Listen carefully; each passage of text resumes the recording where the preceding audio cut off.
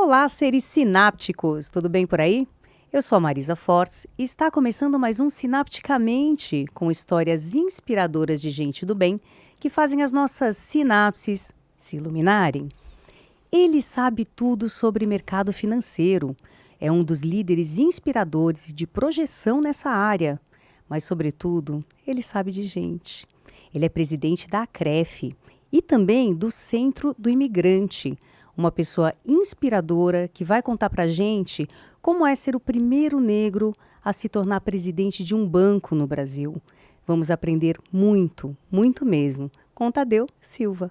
Tadeu, muito obrigada por ter vindo. Eu sei que o seu tempo é ouro e para mim estar aqui com você é uma grande honra. Bom, eu agradeço você, Marisa, por ter me convidado. Primeira coisa que eu achei muito legal é o nome do programa aqui, o Sinapticamente. É um trava-língua, né? É trava-língua, mas é muito inspirador. É, porque afinal tinha um neurocientista chamado Ledoux e ele falava, nós somos as nossas sinapses, elas são o que nós somos. Ou seja, todas essas interlocuções que a gente faz aqui dentro mostram quem nós somos e como a gente transita na vida, né? Que legal, já aprendi uma aqui com você hoje. E eu quero aprender muito com você, porque, sinceramente, mercado financeiro não é a minha praia, eu sou de humanas, mas eu acho que é uma coisa, dinheiro é uma coisa muito importante, né, na nossa vida. E acho que mesmo uma pessoa que não sabe quase nada, ela precisa buscar saber. Especialmente em tempos difíceis como nós estamos atravessando hoje, né?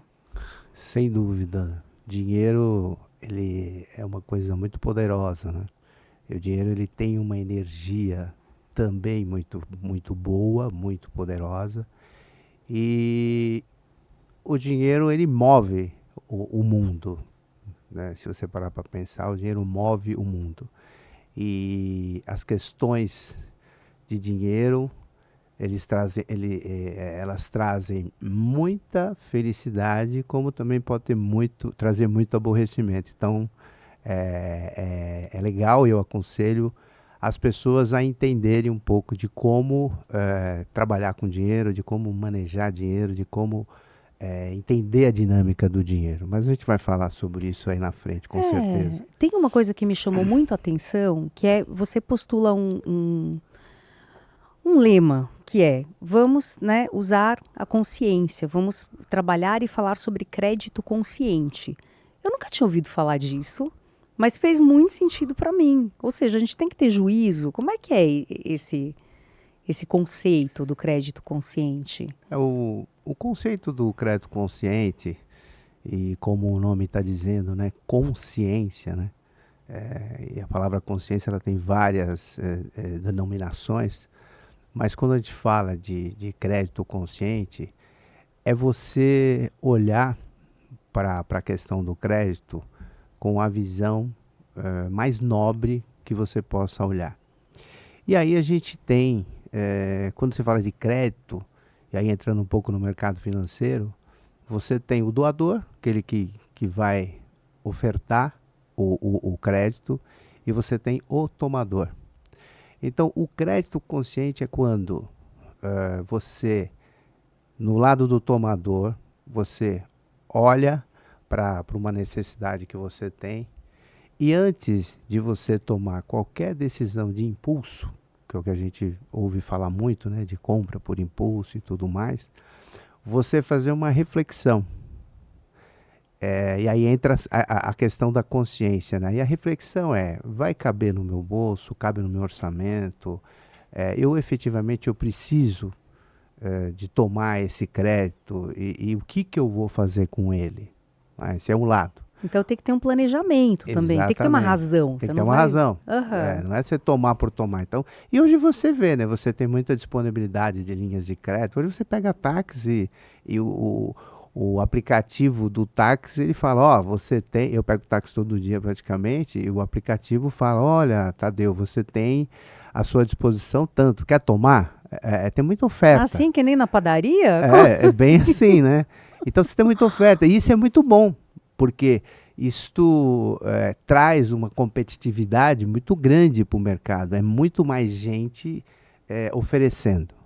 Ao mesmo tempo, você tem que ter a consciência se você deve tomar aquele crédito, o que, que você vai fazer com aquilo, se aquilo vai efetivamente resolver um problema que você tem ou pode aumentar o teu problema. Então, isso um pouco tem a ver com consciência. E tem a ver também com o lado do ofertante, porque a instituição que está oferecendo, ela também tem que olhar para você e te orientar das melhores condições, a melhor dinâmica, o melhor momento. Então também tem que ter uma consciência, ou seja, a consciência dos dois lados, tanto de Nunca quem tinha pensado oferta, nisso. de quem toma o crédito. Eu nunca tinha pensado nisso. Quer dizer, a pessoa que vai ofertar, apesar dela estar de olho no lucro, que é óbvio que, né, ela precisa e ela quer, que é a instituição, ela deveria ter, então, ou não sei se tem, aí você vai me contar, uma consciência social mesmo do que ela está provocando na vida da pessoa. E o que eu entendo, assim, que é pouco, é que existem os analistas de risco. Então, eles vão ver se aquilo ali, qual é o tamanho, né, do risco que aquela pessoa oferece para si. Mas eu nunca tinha pensado nessa possibilidade, sabe, de alguém conversar com a pessoa e orientar. E é importante essa orientação, porque a gente tem que pensar no mercado financeiro de uma forma sustentável. E como é que o mercado vai ser sustentável? Se cada vez mais as pessoas tiverem conhecimento de finanças, tiver uma educação financeira, que é muito importante. Porque se todas as se todas a gente tá aí fica uma coisa muito talvez sonhadora, né, todas, mas quanto mais gente tiver educação financeira, tiver consciência financeira, o mercado vai ser sustentável. Porque o mercado, para ser sustentável, é aquele mercado que você empresta e o dinheiro retorna. Porque senão também você vai emprestar, o dinheiro não vai retornar, você vai criar mais um inadimplente para o mercado, e isso não é bom para o mercado. E as instituições sabem disto. Você vê o caso do Brasil hoje, a gente tem um número de pessoas endividadas e inadimplentes muito grande. É. E aí entra um pouco dessa questão. Uma das causas é a falta de educação financeira, por um lado, e uma das causas também é a consciência de quem deu o crédito, que muitas vezes não era para dar. Porque muitas vezes você negar o crédito para alguém, você está fazendo um bem para ele.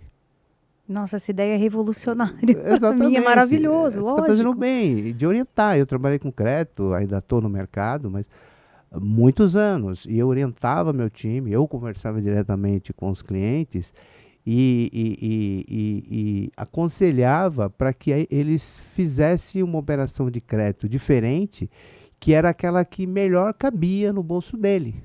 Vou dar um exemplo rápido aqui. Então, um caminhoneiro queria comprar um caminhão. E aí ele olhava e falava assim, olha, eu trabalho no ramo há tanto tempo e eu quero comprar esse caminhão. Aí você olhava, pô, mas esse caminhão é muito caro, a prestação não vai caber no teu bolso. E aquele caminhão tinha 5 anos de uso. A gente orientava, por que você não compra um caminhão com 10 anos de uso, que você vai fazer a mesma coisa com ele e o preço dele vai ser a metade. Aí a prestação vai caber no teu bolso. Então essa orientação faz parte da consciência de um crédito, de você ir para uma linha de um crédito consciente. Isso é muito individualizado, né? Olhar a história daquela pessoa. Quem faz isso? Mas hoje, você com a tecnologia, você conhece o cliente, então você consegue fazer. Se lá atrás a gente fazia isso no 1 a 1, que era difícil, então você não conseguia atender tanta gente, hoje, com inteligência artificial e com tecnologia, você consegue gerar esse tipo de informação e dar para o seu time para poder fazer esse tipo de atendimento. Então é maravilhoso. Talvez uma das funções suas como presidente, né, da CREF, gente, a CREF é a Associação, vou colar, tá? Associação Nacional das Instituições de Crédito, Financiamento e Investimento. Falei certo? É isso mesmo. Então aí, como presidente dessa instituição, talvez uma das boas coisas que possa ser feita é conscientizar todo mundo a talvez implantar isso com mais ainda expansibilidade. Na verdade, a gente pode considerar como sendo um objetivo, tá, de longo prazo, porque a gente sabe também das dificuldades de você fazer tudo isso que eu estou falando, inclusive com relação a custos e tudo mais. Entendi. Né? Então, mas é para onde vai caminhar o mercado. Porque se você, se você vai na linha de ter um mercado sustentável, é inevitável que esse tipo de abordagem seja feita. Porque senão o próprio mercado não se sustenta. E ele fica... É aquela história, você cresce, mas não cresce como poderia crescer e não consegue levar para as pessoas um nível de crédito que você poderia levar. O mercado financeiro, ele é paradoxal, assim, né? Porque você vê, quase todos os jovens, quase todos eu estou extrapolando muito, mas muitos jovens que saem da universidade, de um curso, seja um de economia ou administração, eles querem ir trabalhar no mercado financeiro. Eu tenho ouvido muito isso, né? Porque é uma promessa, assim, de crescimento rápido, se a pessoa tiver cabeça. E eu vejo todo mundo querendo ir, eu não vou falar o nome das empresas, mas para essas empresas, e fundos, e family offices, né? Tem lugar para todo mundo e realmente isso é uma bolha que você acha que estoura uma hora? Ou vale a pena mesmo? É uma carreira boa? Como é que você foi parar nessa carreira? E como que você foi parar no banco, presidente? Eu sei que é uma pergunta gigantona. Não, gigante, mas 4 dá pra perguntas fazer. em uma. Vamos fazer uma linhazinha do tempo Vamos aí? lá, vamos falar dos jovens. Né? Eu acho que o mercado financeiro realmente ele é muito atrativo e ele tem essa dinâmica de uma boa formação profissional para o jovem. É um lugar onde o mercado financeiro, pela sua complexidade e pelo grau de exigência de agilidade, ele formam pessoas realmente muito preparadas para o dia a dia. Então, exemplo, quando você tem alguns segmentos que quando acontece uma notícia, depois de uma semana é que vai refletir. No mercado financeiro minutos depois já tem um reflexo de qualquer notícia. Então quem entra no mercado financeiro aprende a tomar decisão muito rapidamente e tudo é muito rápido no mercado financeiro. Além do que ele te dá uma formação muito boa e oportunidades, né, de crescimento e ganhos. Muita gente entra porque querem uma realização financeira rápida. Tá? Exato. Então atrai bastante os jovens. Agora, não tem lugar para todo mundo, é lógico que não. É um mercado limitado com relação ao tamanho de gente, né? Mas tem essa lógica, essa dinâmica. E aí você emendou falando do... Eu quero saber como é que o pequeno Tadeu virou presidente de banco. Quer dizer, você já gostava de finanças, dessas coisas, quando você era pequeno? Você comprava pirulito a 50, vendia R$1. Como é que era isso na tua cabeça, assim? Bom, aí é uma longa história que eu vou contar rapidamente, né? Brincadeira. Que é assim, porque eu, quando logo menino, eu percebi que eu tinha muita facilidade com números. Eu lembro que na época, eu sou da década, eu fui criança na década de 70, né? Entre 70 e 80, e eu, naquela época, meus pais compravam a crédito. Mas o crédito do bairro era a caderneta. Tipo o carnê do baú. Lembra o carnê do baú? Não, tinha também. Mas era a caderneta. Então era assim, quando você morava no bairro, você chegava lá, mudei para esse bairro, você ia no armazém. E como as pessoas recebiam dinheiro uma vez por mês, você ia comprando no armazém e você tinha uma caderneta, você ia com a caderneta, você comprava, comprou arroz, feijão e tal. Aí ele anotava lá o dia e o valor. A gente fazia isso em Minas, lá no Dorgão. Aí, ó. Dorgão. Eu ia pra minha avó, eu falava, põe na conta da dona Lísia. Isso, aí ele punha na conta. Eu não sabia quanto, eu sempre ficava meio com medo, sabe? Gente, eu tô levando um saco de arroz, será que esse homem vai me botar 2 ali? Porque ele não deixava eu ver, ele ficava... Mas acho que não, Não, né? não anotava. Mas era assim, ele anotava o valor e o dia, né? E tava com a letra dele. E era uma coisa de confiança também, Muito, né? ó, aqui, ó. É confiança, porque mercado financeiro é confiança. É confiança. E era uma coisa de confiança. Então tinha a caderneta da, da, da- do armazém, secos e molhados, que a gente falava na época, era um mercadinho, né? Do açougue, da quitanda, onde tinha as frutas, e tinha da farmácia. E eu lembro que a minha mãe somava. Minha mãe era muito boa de matemática, ela somava as cadernetas. Chegou uma época que eu somava. Aí ela mandava eu somar e eu nunca errava. Por quê? Aí tinha essa história. Por mais que você confiasse, você tinha que controlar. Controlar. Então você somava antes, ia lá, ó, soma pra mim. Aí ele somava. Se desse diferente, eu falava, não, não bateu com a minha conta. Oxi. E eu nunca errava. Então a minha mãe sempre falava, nossa, eu tinha muita facilidade, né? Então ali que eu aprendi. E tem uma história também muito interessante que aí tem a ver com empreendedorismo, que quando eu era muito novo, eu tinha 11 anos, 11 para 12 anos, eu passava todo dia em frente a uma fábrica de sorvete e eu via as pessoas pegando sorvete para revender. E eu queria ganhar dinheiro, eu venho de uma família muito humilde, meus pais não tinham condições de dar o que a gente queria, né? Eu queria comprar as coisas, ter alguma coisa. E aí eu cheguei lá um dia e falei pro senhor lá que eu queria vender o sorvete. E ele falou, mas você é muito pequeno, não tem idade para isso. Pô, mas eu quero. Então, falou, se a sua mãe vier aqui e autorizar, aí eu vendo sorvete para você. Eu cheguei em casa, pedi para minha mãe falou, mas eu vou lá, mas com que dinheiro você vai fazer isso? E aí foi a primeira vez que eu tomei o dinheiro emprestado. Eu cheguei para minha Arrasou. mãe e falei assim, mãe, o pai deixa esse dinheiro aí, porque é o dinheiro da compra da semana, e pedi, ó, você me empresta o dinheiro que o pai deixa aí, eu vou vender o sorvete, vou comprar, vou vender, e eu devolvo o dinheiro para Te você. pago, ficou com É, lucro. Já exatamente. era. É. E aí ela ainda falou para mim, pô, mas se isso não der certo, eu falei, vai dar certo, você vai ver que dá. E deu certo. Ela foi comigo, eu fiz, e eu comecei a vender sorvete. Eu tinha muita facilidade com conta. Depois eu trabalhei na feira, que fazia as contas de cabeça para poder passar. Então, sabe, levou 2 pés de alface, mas a cenoura, mais isso, mais aquilo, dá tanto, me dá o troco, eu já dava, ficava ali. Tá me ocorrendo que essa agilidade tem tudo a ver com o mercado financeiro Tem que a você estava ver, tem a falando. ver, Essa rapidez de raciocínio. tem a ver. Isso era em São Paulo? Em São Paulo. Aham. E eu fui trabalhar na feira, que era para trabalhar, né? Mas eu nunca fui muito grande, né?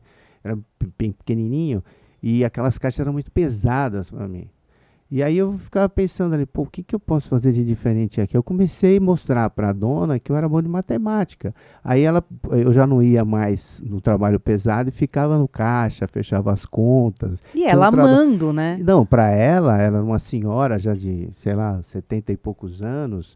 É lógico que ela me testou tudo para ver se realmente eu sabia. E depois eu fiquei um bom tempo assim, trabalhando. Então, falando de como eu descobri, tem algumas histórias assim, né? E aí, na paralela, estudando. Aí eu Na... fiz, eu estudava, quando eu fui pro colegial, eu achei melhor fazer o curso técnico de contabilidade, por duas razões. Primeiro que eu me interessei por contabilidade, talvez por essa questão de conta, de número e tudo mais, e porque era uma forma de eu ganhar dinheiro mais rápido, e sair um pouco daquela situação, porque era muito difícil a nossa vida, né? Tinha muitos Eu irmãos. tive foram 3 irmãs, né? Então, Então, uma família aí de 4 para tocar, né? É correria, não é? era bem, mas era assim, né? Eu falo uma família muito humilde, mas graças a Deus ninguém nunca passou fome em casa.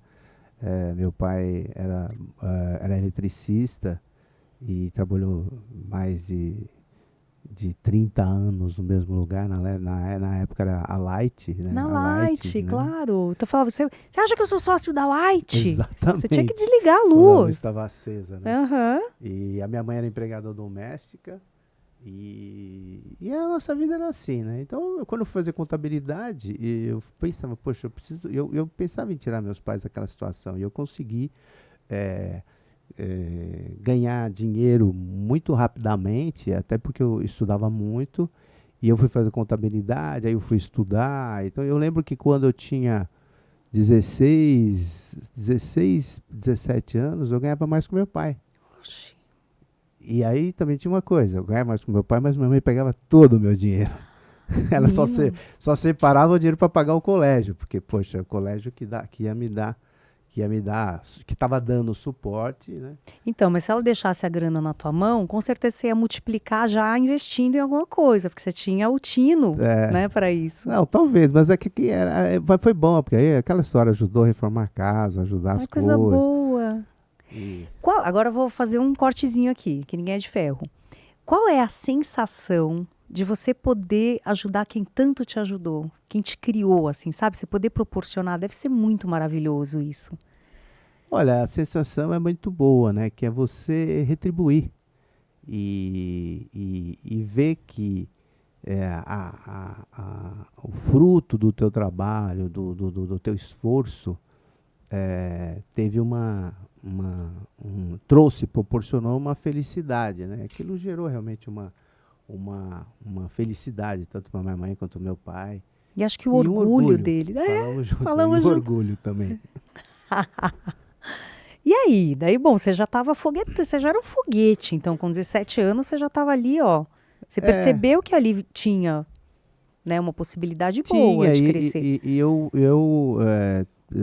peguei firme, né? Eu fui muito estudioso, né? Estudava bem.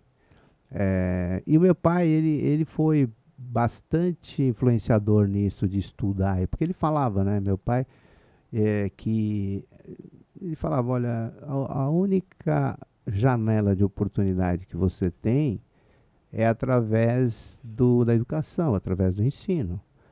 E se você quiser ter uma vida melhor, é você estudando, né? Então, aquilo foi meio que um mantra na minha cabeça e eu sempre colocava isso porque assim, jovem, você tem muitas oportunidades de desviar daquele caminho, mas É. aquilo era mais forte e fazia com que eu seguisse, né?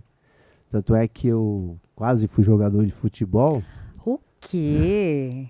Você fez peneira, tudo? Fiz, Você era eu bom. cheguei a jogar em dois clubes profissional que são do esporte de São Paulo. Tipo Corinthians, Eu assim, eu não meu. vou falar o nome Tá bom. deles aqui agora, mas eu tive, né, em dois desses Tadeu, você aí. arrasou. Mas o meu pai, ele tinha uma coisa na cabeça que hoje eu agradeço, que era, olha, é melhor você seguir o caminho de estudar. Ele tinha muito medo do futebol não deixar eu estudar, porque o menino do futebol, e até hoje, é assim, não tem muito como, ele acaba não estudando, porque É, é exato. muito dinâmico, é muita viagem, aquela coisa toda. E quando eu comecei com essa história, ó, vou viajar, vou jogar aqui, vai ali, aí ele segurou um pouco aquilo, foi me orientando e me convenceu que ele falava assim, ó, faz o seguinte, vai estudar, vai aprender, vai e joga a bola no fim de semana. Aí eu virei um jogador de futebol de final de semana, joguei até meus 60 anos de idade na Várzea de São Paulo, É tal. mesmo. Mas quase cheguei ali, mas meu pai foi bacana nesse sentido, que ele É. conseguia orientar que naquela época era mais gostoso jogar Porque bola, né? também, Tadeu, também naquela época é o seguinte, não tinha esse merchan todo que tinha, Não que tem tinha, hoje, que exato. são milhões. Então, o cara não precisa nem jogar hoje para ser, né? Você vê esses grandes ex-atletas, nem precisam jogar porque eles ganham de merchan. Naquela época não. É E uma verdade. lesão que você tivesse, Sim. acabava o sonho, você ia ficar a pé. Então, como é o nome do seu pai? Manuel, Seu Manuel teve sabedoria nesse momento, bastante. né? E aí o que acontece, né? Você não. Acho que as coisas acabam acontecendo na tua vida. Você tem que sonhar grande, eu acho. E nem sempre é exatamente o que você desenhou que vai acontecer. Mas o importante é ter o plano, eu sempre falo. É importante você fazer o plano. Porque quando você faz o plano, você entra naquele caminho. E ali tem várias portas. Quando você não tem o plano, você não entra no caminho. Aí você não vai ter as portas para você. Então o que aconteceu comigo foi que eu fiz o curso de contabilidade e eu com 20 anos eu abri o meu escritório de contabilidade. Eu lembro muito a contragosto do meu pai, dessa vez ele estava errado, porque meu pai queria que eu fosse concursado do Banco do Brasil, que era, na época, olha, funcionário do Banco do Claro. Brasil, é carreira, Estabilidade. estabilidade. E eu lembro que eu fui office boy, eu ia muito no Banco do Brasil para pagar contas, as contas da empresa, e eu ficava olhando, eu não me via ali. E embora que depois acabei sendo Então, presidente de um banco, eu hein? ia falar. Mas eu não me via ali naquele. Porque eu não sabia ali como é que era a história da hierarquia do banco. O que eu via era aquele monte de gente atendendo, Batendo trabalhando. carinho. E eu olhava e falava, puxa, acho que isso não é para mim. Bom, aí eu montei um escritório de contabilidade quando eu tinha 20 para 21 anos e deu muito certo, porque eu cresci e aí eu comecei a desenvolver, a conhecer gente e aí eu fui conhecendo pessoas e acabei indo para o mercado financeiro através do meu trabalho. E depois eu acabei recebendo um convite de um cliente meu que estava crescendo e foi meio assim, poxa, vem para cá, vem trabalhar aqui que eu vou crescer e a gente vai ser grande, eu vou ser grande se você. Eu estava ajudando ele através do meu escritório e, e o convite foi para que eu exercesse uma atividade de executivo.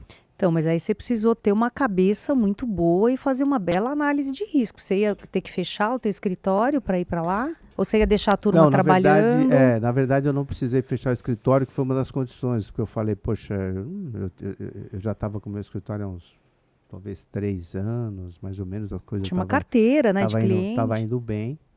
E aí a avaliação que eu fiz foi que eu deveria fazer essa experiência, essa tentativa, desde que se não desse certo eu voltaria para o escritório. E assim eu combinei. E acabei, depois de 2, 3 anos, falei, poxa, vai dar certo isso daqui. E deu muito certo. Aí eu acabei entrando no segmento do mercado financeiro e fiquei até o ano de 2023. E aí tem Agora. toda uma história de criação de negócio. Essa trilha do banco, você primeiro vira CFO, depois você. Como é que chega, assim? A Você história fala, você passou por várias etapas. eu vou emendar nessa história, então. É assim, eu tive esse meu cliente que me convidou lá atrás, isso há mais de 40 anos, para ajudar ele a montar o negócio, que ele tinha um negócio pequeno, que ele queria crescer, e a gente tinha perfis complementares. E eu lembro quando ele conversou comigo, ele falou, poxa, você me atende super bem pelo teu escritório, mas eu preciso de um executivo, porque eu acho que a gente tem uma boa sinergia e você tem um perfil que está me ajudando bastante a fazer coisas que não é a minha habilidade. E ali a gente acabou combinando e ficamos. E quando foi em 80, 94, nós já estávamos juntos há 10 anos, foi quando surgiu a ideia de montar uma financeira. E aí nós montamos a Omni, que a ideia na época era montar um serviço para baixa renda, Nossa, ótimo. que Tipo Silvio Santos. era levar justamente o crédito para a base da pirâmide. E ali a gente começou, né, e até falando um pouco de oportunidade, né, porque é importante você ter pessoas que te dão oportunidade. E Sim. essa pessoa é o Érico Ferreira, que ele é o fundador e o maior acionista da Omni, que hoje é um banco, uma É muito financeira, famoso essa empresa é famosa. muito famosa, Vamos mandar um cresceu muito. abraço pro doutor Vou Érico, senhor mandar Érico. um abração pro doutor Érico aí, É que isso aí. falando dele aqui, que a gente falando de pessoas que dão oportunidade, e ele me deu uma grande oportunidade de chegar onde eu cheguei. Então acho que é muito legal assim de alguém que abre o caminho. E aí a gente falando, né, de um negro que se ele não tivesse essa visão ampla de que as pessoas podem fazer o melhor, independente da cor, ou da Da raça, da origem. origem, ou Uhum. do gênero, o que for, talvez eu não teria essa possibilidade.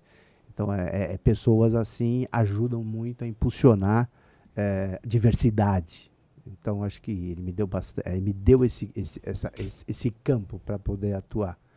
E E te aí, inspirou, provavelmente. sim, bastante inspiração. Uma pessoa muito inspiradora, é um exemplo de executivo, né? Aham. Eu sempre falo que ele é o meu mentor. Ah, E aprendi muito com ele, né? Isso é legal.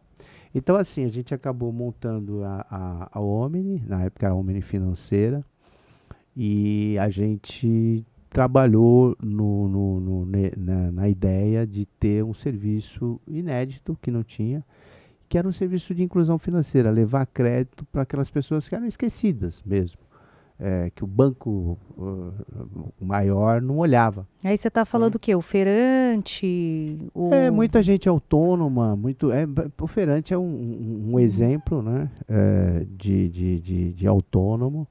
E eu estou falando isso há 32 anos atrás, Olha, praticamente, né? Então, era mais difícil, porque o público de baixa renda, principalmente do interior do Brasil, tinha muita dificuldade de tomar crédito. E a Omni acabou criando uma operação onde a gente levava crédito para o feirante, para o caminhoneiro, para manicure, muitas pessoas que são microempreendedores, na verdade, né? São empreendedores e que tomam crédito de pequenos valores, mas que são essenciais para a transformação da vida deles, onde eles estão. Então fez uma operação muito boa que existe até hoje. A Omni, aí voltando um pouquinho de como chegou, né? Aí você fala, você foi financeiro, tá? Então, eu fui um dos fundadores junto com ele ali, né? entendi. E ali praticamente eu sempre falo que pela minha formação de contador eu já tinha uma visão geral de tudo, porque o contador ele vê tudo, né? Que ele contabiliza, então ele vê o que é vendas, o que é finanças, o que é administrativo, todas as despesas, então, você tem uma visão geral. E quando você está num negócio pequeno, você tem que fazer tudo. Então, você tem que ser mão Verdade. na massa. Então isso me deu uma escola muito grande e a gente foi crescendo, a gente se transformou, né? O Érico ficou como presidente da financeira até 2017 e eu exerci várias funções dentro da financeira do banco. Eu cuidei de RH, de marketing, eu cuidei de praticamente Circulou. todas as áreas, né? Até porque eu sempre falei, eu nunca fui um grande especialista num único assunto. Eu sempre fui muito mais generalista.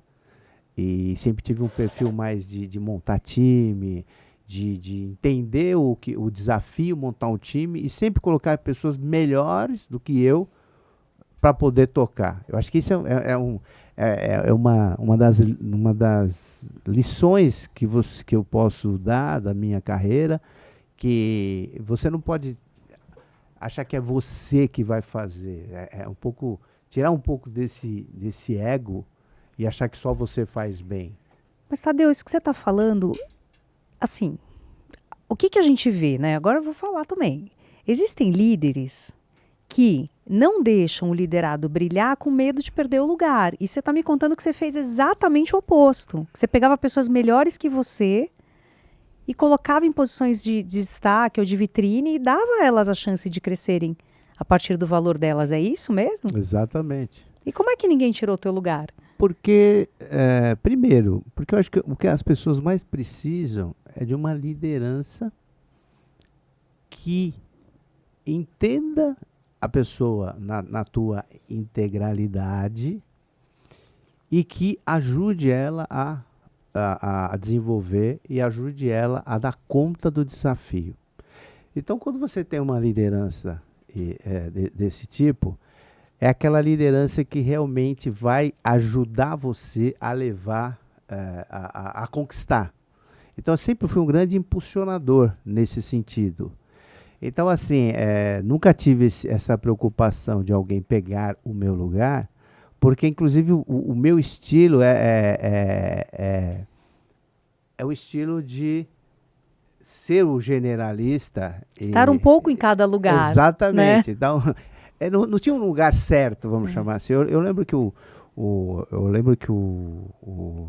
quando a gente estava, um tempo atrás, né, o Érico até criou, ele mora, eu lembro que um dia ele falou, poxa, a gente precisava criar um nome aqui para você, porque não é financeiro, não é isso, é muita coisa junta, O né? nome disso é eminência parda. Você conhece Eu isso? já ouvi falar desse Eminência termo. parda é aquele cara que ele tá em todos os lugares e as pessoas vão para pedir o melhor conselho da vida é com aquele cara. Eu lembro que aí ele criou um cargo que era assim, estratégia, ideias e soluções.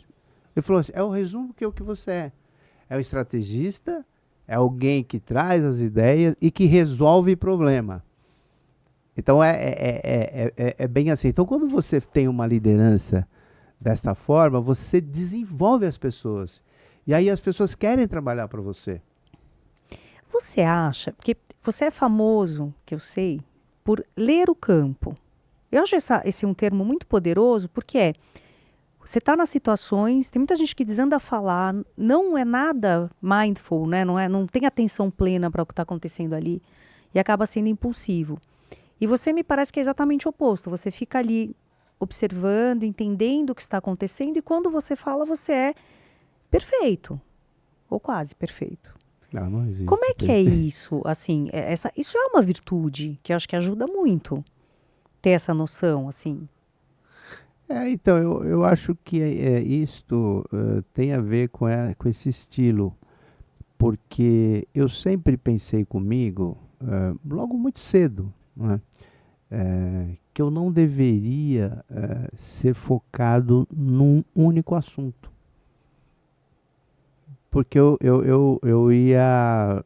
não ia desenvolver o meu potencial, porque por exemplo, eu fiz curso de contabilidade, eu seria um contador, né? E eu fui um bom contador, no tempo que eu fui contador. Só que eu também comecei a olhar, falei, poxa, eu preciso olhar muito além da contabilidade. E aí eu fiz muito, eu estudei bastante, então fui fazer curso de marketing, eu fui fazer curso de gestão de pessoas, eu fiz curso de tecnologia, mas sempre em lugares bons, por exemplo, fiz muitos cursos na GV, a maioria desses aqui eu fiz na GV. E sempre pensando, falo, poxa, eu preciso ter uma amplitude na minha gestão, de conhecer as coisas. Eu nunca fui o cara que eu quero botar na massa, eu fazer. Eu tinha muito disso. E acho que aí que gerou essa questão de ler o campo, como você falou. E aí essa interação com gente, acho que também me ajudou bastante. Acho, não tenho certeza que me ajudou muito, porque todo negócio é gente. E se você entende de gente, você faz o negócio próspero. Porque as pessoas que vão trabalhar todo dia, são elas que vão entregar o resultado, são elas que vão vender, são elas que vão comprar. Elas vão colocar a energia delas Exatamente. naquilo, que é uma coisa muito poderosa. Uma pessoa motivada, né, com uma energia boa, ela faz aquilo rodar super bem. Exatamente. Então, se você conhece de gente, você desenvolve um ambiente onde você traz o melhor das pessoas. Então, e aí acho que é o momento da gente falar um pouco sobre o Centro do Imigrante, porque eu imagino que então você chegou assim no ápice da carreira, virou presidente de banco, chegou lá, né, como a gente fala, e aí e você é um cara que tem um propósito, assim, né? Você pensa adiante. Como é que surgiu essa ideia de você liderar ou ser presidente então do Centro do Imigrante, que é uma entidade que acolhe refugiados, não é isso? Quer falar um pouquinho disso para nós? Eu vou falar assim, o Centro do Imigrante, ele é uma atividade que existe no bairro do Brás, e é um lugar que já existia antes de eu chegar lá, Aí eu conto rapidamente o que eu fiz. Quando eu estava como presidente da Omni, eu tomei, eu me relacionei com um lugar que fazia um trabalho com imigrantes e eu fiz uma parceria para levar uma operação de microcrédito para eles, que é bastante o perfil do Da negócio que a Omni, né? gente tinha na Omni. Aham. E ali eu montei um posto da Omni para poder atender o microcrédito. Só que a gente viu que ali eles falam muito mais do que microcrédito. Era muito básica a necessidade. Você tinha que dar 2 passos atrás e falar, poxa, não está na hora ainda de oferecer o microcrédito. Olha o crédito consciente. É um crédito consciente. Nossa, É um arrasou. pouco Agora disso. fechou, agora entendi perfeito, assim. E aí o que acontece? A gente começou a se envolver com aquelas questões na Omni, quando eu estava como presidente, eu criei um instituto, que era o instituto, que é o Instituto Omni, que é para a gente poder fazer ações sociais. E a gente começou a ajudar aquele pessoal ali na atividade que eles tinham dentro do entorno ali do bairro. Quando eu deixei o cargo de presidente, que foi em abril de 23, eu lembro que o Érico conversou comigo e falou, olha, Tadeu, você vai sair, não vai ficar mais aqui e tal. Você queria descansar, Tadeu? Não é que eu queria descansar, acho que acho que tudo tem um ciclo. E você tem que saber a hora também que você tem que sair. Tipo um chamado, assim, um né? pouco disso, é um pouco disso de Eu você entendo olhar. isso. E a gente tinha uma coisa combinada de prazo, porque eu lembro quando o Érico veio me dar uma notícia que ele ia deixar a presidência e que eu ia assumir a presidência. Eu lembro que a gente marcou prazo, né? Porque uma coisa é o dono ser presidente. O dono é para sempre, se ele quiser. Certo? Outra coisa é o executivo. Embora eu fui um dos fundadores, tá? Virei acionista nesse tempo e tal, mas ele é o fundador. Então faz muitos negócios o fundador é presidente a vida inteira. E depois vem o filho, a filha, a sucessão familiar, essa coisa toda.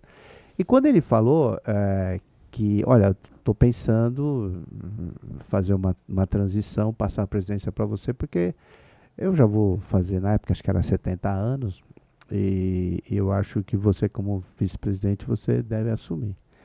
E aí, nesse período, a gente combinou também isso. Falou, olha, então eu assumo, fico um tempo, e a gente vai, a cada 5 anos, fazendo essa renovação, para que a gente leve a empresa realmente para um patamar que ela precisa.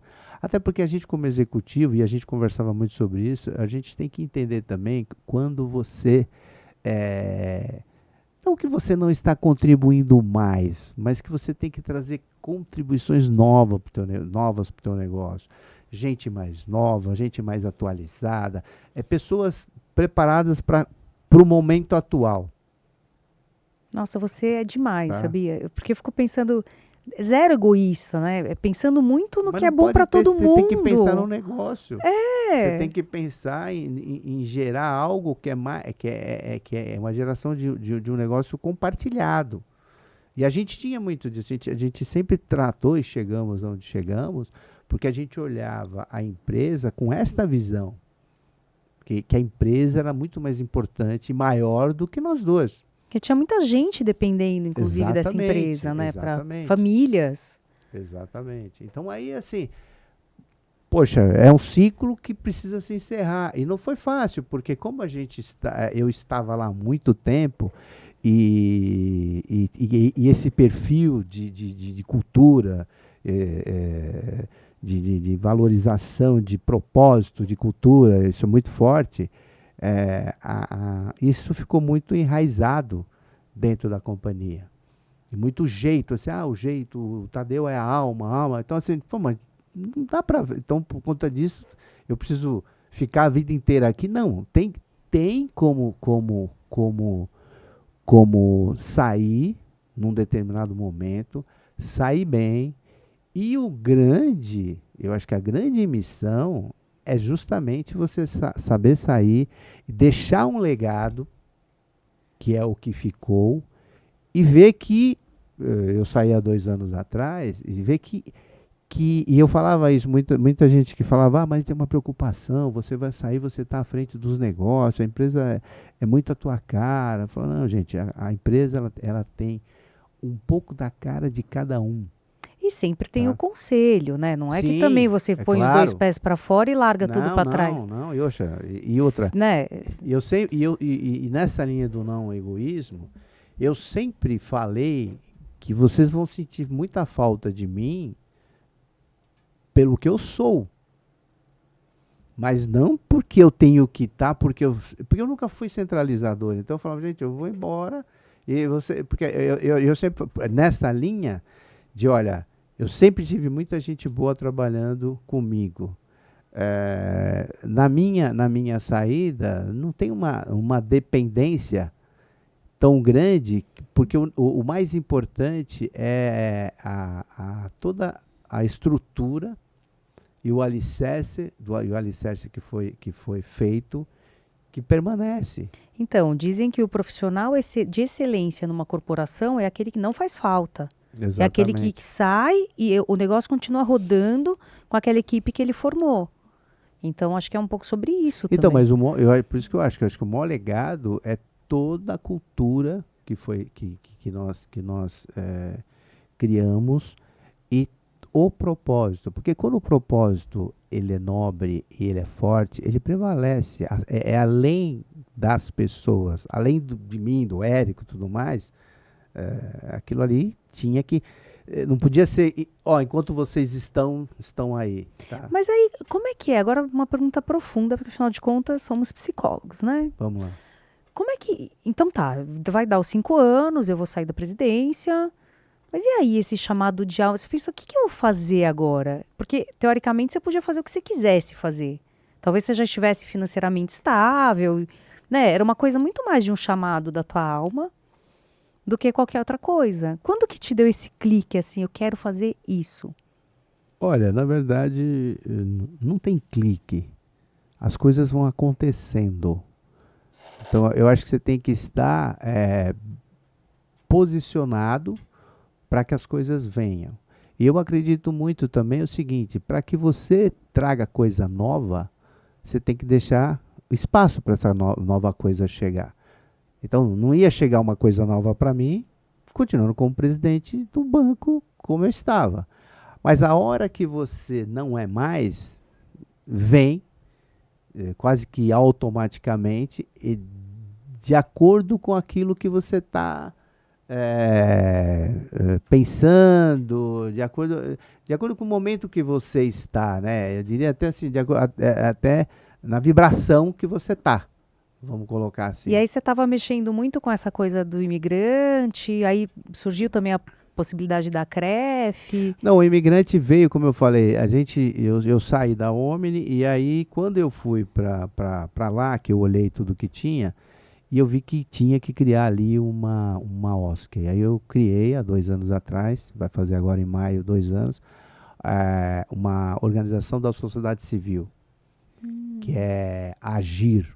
O nome é legal, é AGIR, que é Ação Global de Apoio a Imigrantes e Refugiados. Gente, e tem site e tudo, é só procurar Tem esse site, site. tem Eu vou colocar na site. Pode descrição, se colocar na alguém, não sei se vocês descrição. precisam de voluntários, Precisamos sim de de grana, voluntários. do que for, gente, vamos lá, porque isso é uma causa maravilhosa, né? A gente precisa apoiar essas pessoas. E eu aproveito já que vai ser divulgado, para que as pessoas entrem e conheçam através da rede. Quiser conhecer pessoalmente também, é uma grande satisfação receber Onde as pessoas fica? lá. Fica no bairro do Brás, No Brás mesmo. fica na Doutor Costa Valente. Porque, assim, as pessoas, pensando no lado da psicologia, né? Essa questão emocional de você deixar a tua terra sob uma ameaça ou sob uma condição muito difícil. E aí você chega num lugar novo. O brasileiro é acolhedor de uma certa forma. Mas, por outro lado, eu acho que deve dar um desamparo muito grande. né? De você. Como é que você vê isso, assim, entendeu? Assim, a gente tem duas situações ali que são diferentes, mas que eles têm necessidades muito parecidas. Uma delas são os imigrantes. O imigrante é aquele que vem por vontade própria, mas ele vem por uma razão. E hoje ali a gente tem muitos imigrantes que são bolivianos. A Bolívia é um país muito pobre e eles vêm em busca de trabalho, de oportunidade. Então eles vêm para trabalhar e mandar dinheiro para a Bolívia e muitos ficam aqui muitos anos. A gente também tem alguns peruanos, colombianos, então tem muito pessoal da América do Sul como imigrante, temos pessoal também da África. E nós temos os refugiados, que a situação do refugiado ela é mais crítica, porque o refugiado ele não vem por vontade própria, ele vem obrigado por uma questão de política, de guerra, seja o que acontece lá e ele tem que no dia seguinte sair embora. E muitas vezes sem nada, nem Não, uma mala, não, nem exatamente. nada. Porque o imigrante ainda faz a mala, ele programa, ele compra passagem e tal. O refugiado, ele vem muitas vezes, ele deixa a casa, As a memórias, família se Tadeu. divide. Não, é assim, é uma perda muito grande e ele tem que reconstruir a vida dele. Não que o imigrante também não, mas o imigrante ele não é tão duro, a realidade dele não é tão dura quanto você. Imagine você estar aqui agora e por uma questão política você é obrigado a sair correndo para um aeroporto, pegar um avião que algum desses países colocaram à disposição, tem tantas horas para você sair ou ir para uma fronteira, como a gente está vendo os bolivianos, os venezuelanos, por exemplo, e você vai para outro país. Então, eu converso muito com esse povo. Você fala com engenheiro, você fala com advogado, você fala com médico, que o Imagina. diploma dele não é reconhecido aqui. E ele não tem como exercer a profissão dele. E ele deixou tudo que ele tinha. Ele tinha dinheiro lá, tem muita gente que era rica lá. Gente, isso E é ele vem muito aqui e vai doido. vender comida na Praça da República. Quando são pessoas que fizeram universidades, são mais esclarecidas, é até mais fácil ele aprender, mas quando não, é muito mais difícil. Você pega o pessoal do Congo, você pega o pessoal do Haiti. Como que eles aprendem português? Eles Olha, precisam de lugares que ensinem. a gente tem encaminhamento para que eles aprendam a língua, tem várias associações hoje, ONGs e OSCs que fazem esse trabalho. A gente tem muito intercâmbio, a gente indica um para o outro para poder ajudar. Mas eles têm muita dificuldade de aprender a língua porque não tem tempo, porque eles precisam trabalhar. E agora eu entendo que você falou do microcrédito, gente. Não tem a menor condição. Porque você precisa pegar ele no outro estágio para dar o microcrédito. Porque o primeiro estágio que ele chega é esse, que é o básico. Você tem que dar uma cesta básica para ele comer com a E um família. teto, né? E aí você vai indicar, você vai ajudar a regularizar a documentação, a gente ajuda ele a regularizar a documentação para ele procurar um trabalho. Aí ele arruma um trabalho, ou ele vai ou ele vai empreender. Lá a gente, no Centro Imigrante, o nosso foco é empreendedorismo. Olha. Que a gente, até pela minha raiz, a minha vertente, tudo que eu fiz, eu olho muito para isso, que uma forma de criar autonomia é ajudar ele a empreender, e até muito rápido. Um trabalho que ele sabe fazer, um artesanato, ou uma comida, ou mesmo um curso que você pode dar rápido para que ele possa fazer alguma coisa e gerar autonomia. Aí você vai pensar, poxa, eu vou dar micro. E aí, naqueles que já estão há algum tempo aqui, aí você pode pensar no microcrédito, mas o microcrédito está numa linha lá na frente. Tem algum. Conta um caso assim que você acompanhou desde o começo e que você viu que deu muito bom, assim, que a pessoa conseguiu enfim. Tem alguém que vocês acompanharam? Tem um caso vou dar um exemplo do angolano, que ele chegou no centro do imigrante e a gente ajudou ele com todas essas questões básicas. E ele fez o curso de empreendedorismo, foi trabalhar comprando e vendendo carro e hoje ele tem uma loja de carro na Zona Leste. Imagina. Então é um exemplo show. excelente. Uhum. Né? E isso te te aquece o coração, Assim, né? trabalhar Porque, com isso. porque você gerou autonomia. Então, gerou autonomia, você tirou, você mudou a realidade dele. E eu acredito muito nisto, né? Que é importante você ter um propósito nos negócios. E quando você está numa organização da sociedade civil como a nossa, você gerar esse impacto positivo é o gol. Você É o fez o gol. gol, Aham. né? O exemplo que eu dei desse angolano e vários, tem vários desses aí. Você fala, poxa, você fez, impactou positivamente a vida dele e gerou uma prosperidade. E quando eu estava no mercado financeiro, na Omni, não era diferente, porque o nosso propósito era justamente impactar o presente para fazer valer o direito de criar o futuro agora. Quando você financia um caminhão para alguém que tem uma atividade, quando você financia um microempreendedor, que ele vai ampliar o negócio dele na região, e vários casos, Nordeste, por exemplo, o camarada tinha lá uma lojinha pequenininha que ele montou lá na garagem dele, atendendo. Aí você dava um microcrédito que ele comprava uma geladeira para ele poder guardar as coisas que ele vendia, ou montar uma câmera frigorífica, ou um armário, uma Até um ampliação, expositor, um assim. expositor e tudo mais. Aham. Então muita gente acompanhava, muita gente pegava. O primeiro crédito foi dado há 4 anos atrás, foi para ele comprar isso. Aí você ia lá hoje, ele falou: olha, aqui, seu Tadeu, ó, eu tenho aqui, ó, agora eu tenho. Eu comprei a casa do lado, eu aluguei a casa do lado, agora eu tenho 3 colaboradores. Então você vê, poxa vida, você foi lá, impactou positivamente, gerou emprego e você gera, inclusive, você gera uma riqueza ali numa região que muitas vezes é de grande vulnerabilidade. Então, esse é o grande efeito do crédito, do microcrédito. Nossa, eu tô assim, eu nunca tinha pensado sobre isso. O alcance disso, né? Essa responsabilidade social, esse impacto na vida das pessoas dessa maneira, é muito lindo. Por isso que você começou falando do dinheiro, que eu falei que o dinheiro tem um poder muito forte. Um É. poder de transformar. Agora, você tem que usar a energia desse dinheiro para esse lado bom. Então, como se tornar próspero? Mas você fala assim como Tô te pessoa. perguntando, alguém assim que fala, puxa, Tadeu, eu tô aqui, preso aqui na minha roda de ratos, e eu queria tanto me tornar próspero, talvez autônomo, talvez empreendedor.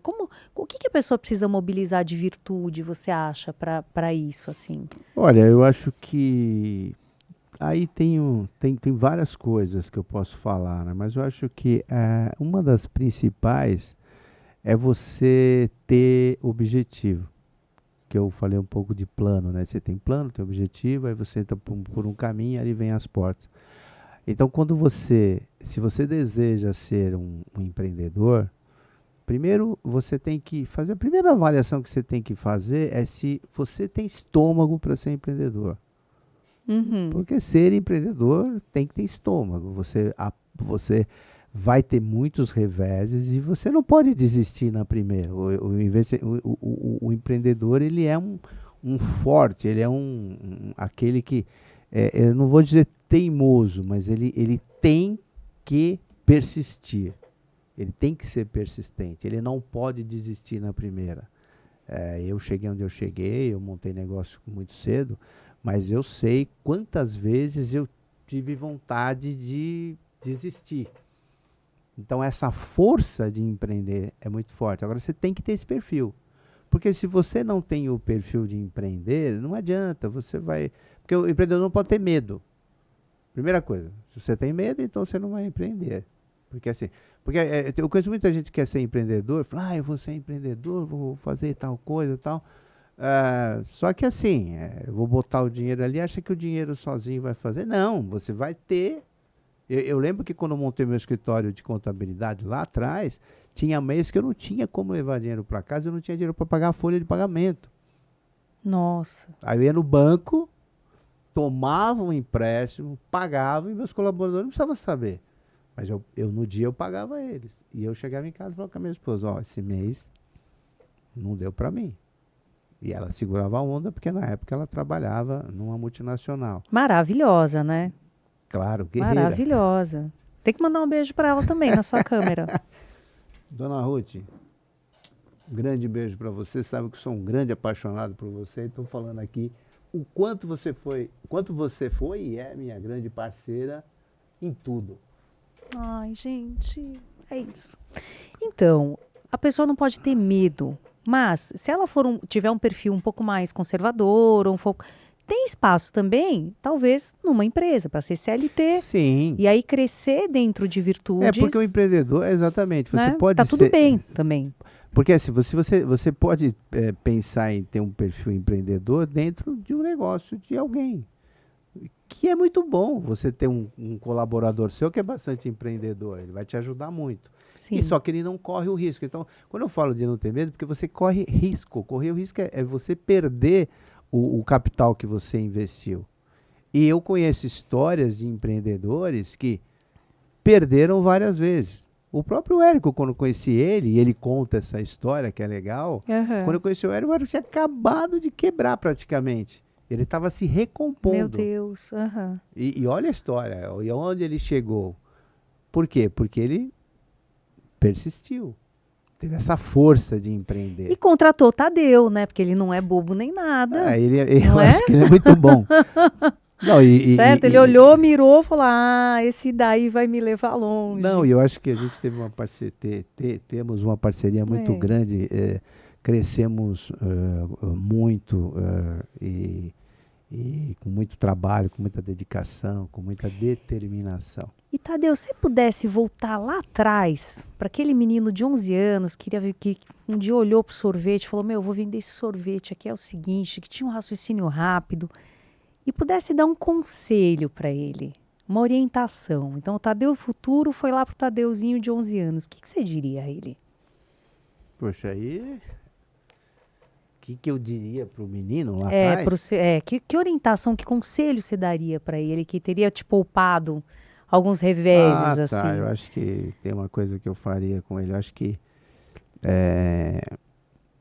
eu acho que eu daria o conselho para que ele procurasse o autoconhecimento mais cedo, porque eu acho que aquele menino passou aí por muitas coisas, né, que ele poderia ter se saído melhor se ele se conhecesse melhor através do autoconhecimento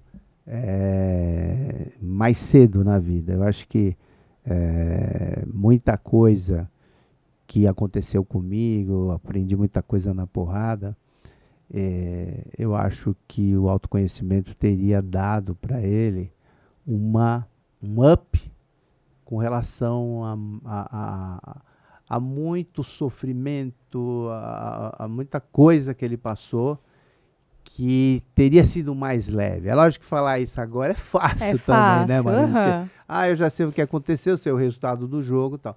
Mas o conselho que eu daria era esse, olha, e que eu acabei indo por esse lado, quase que de uma forma automática. Intuitiva, né? Talvez intuitiva. Mas se fosse uma coisa, né, que eu pudesse fazer, que é o que eu falo, eu oriento meus filhos nesse sentido, quero orientar também meus netos nesse sentido de começar a olhar mais para essa questão de que existe muito mais coisa dentro de você do que fora de você. Nossa. E quando você tem você olha muito para o externo, e eu acho que é isso que aquele menino ficou, tal, você não olhar para dentro de você, e se eu tivesse feito isso antes, teria sido muito melhor. Então, isso eu daria esse conselho, não só para esse menino, mas para muita... Então, e a gente chegou num momento do programa que eu te peço isso, né? Se você tivesse um mentorado, eu imagino que você deva ter, né? Muita gente fala, Tadeu, quero que você seja meu mentor.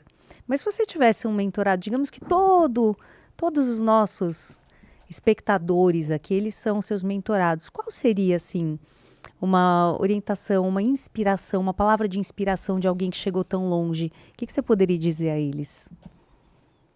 Eu acho que eu diria o seguinte, que é procurar, eh, e aí pensando numa palavra, seria consciência. Porque eu acho que a minha consciência, a sua consciência, ela pode mudar o mundo. Ela muda o mundo. E a gente está vivendo uma época de muita transição e transformação no mundo. E eu acho que o que precisa no mundo é consciência. E a consciência mesmo, né, de você olhar para o planeta, olhar para as pessoas, olhar para os negócios, e ter essa consciência de deixar um mundo melhor. Melhor do que você chegou aqui. Então, o conselho que eu dou, independente de você ser pobre, de você ser rico, de onde você está nesse momento, é você olhar para essa questão da consciência, porque eu acho que só a consciência do ser humano é que vai resolver os problemas que a gente tem hoje. E a gente vê muita gente hoje que estão em cargos importantíssimos, líderes do mundo, que é consciência zero. E por isso que a gente está nessa situação. Então, acho que a palavra consciência ela é muito importante nesse sentido. A pessoa procurar olhar para isso, expandir essa consciência, porque automaticamente vai ter uma conexão muito melhor com os outros e vai conseguir ajudar e levar para as pessoas aquilo que as pessoas precisam. Porque é aquela história, o mundo é feito de gente. Só que, às vezes, o ser humano acha que não. A impressão é que parece que não. Ele está sozinho, que né? Ele tá sozinho. Ou que é uma disputa ferrenha. Exatamente. Ou que o próprio homem, tem hora que ele acha que ele não é parte dessa natureza, que ele é uma coisa, é um bicho diferente, e ele não é. O homem, ele é parte desse todo, né? Somos todos iguais, né? Exatamente. E querendo as mesmas coisas, eventualmente, né? Felicidade, segurança, momentos felizes, uma boa família, talvez. Tadeu, que pessoa que eu encontrei hoje. Muito obrigada. Foi, para mim, assim, me aqueceu o coração te conhecer, ouvir um pouco sobre as suas ideias, que são simples e revolucionárias ao mesmo tempo. E a lindeza do teu trabalho com esses refugiados. E a tua trajetória que me inspirou. Que legal. Muito, muito obrigada. Eu que agradeço de estar aqui, poder compartilhar. É isso aí. Com você aí, com todo mundo que está vendo a gente. Você é uma dessas pessoas da melhor qualidade. Obrigado. Obrigada. E é isso aí. Esse foi mais um Sinapticamente. Muito obrigada pela sua companhia até aqui. E lembra, cuida de você. Um beijão e até a próxima.